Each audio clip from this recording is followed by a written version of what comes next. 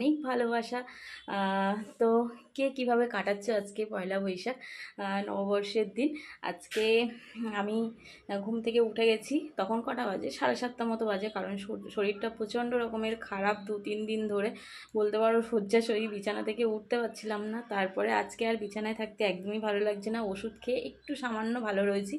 তো ঘুম থেকে উঠে গেছি, আমার শাশুড়ি মা গেছে পুজো দিতে, তো আমাদের দোকানেও আজকে পুজো রয়েছে, তো পুজো দিতে গেছে। আর গ্রাম পাড়ার যে পুজোটা হয়, একটা ঠাকুর থাকে সেই মঙ্গলচণ্ডীতলা, সেখানে গেছে পুজো দিতে। আর আমি স্নান করে উঠে আলতা পরে সব কিছু গুছিয়ে গাছিয়ে, দেখো এই শাড়িটা পরেছি, এটা সুতির শাড়ি, এটা আমার হচ্ছে ননদ গিফট করেছিল, তো পয়লা বৈশাখে পরার জন্য, তো এটা আমি পরে নিয়েছি। আর রেডি হয়ে গেছি, এখন যাব হচ্ছে সবাইকে প্রণাম করতে। এখনও কিছু সকাল থেকে কিছু খাইনি, একদম কিছু খাইনি বলা ভুল,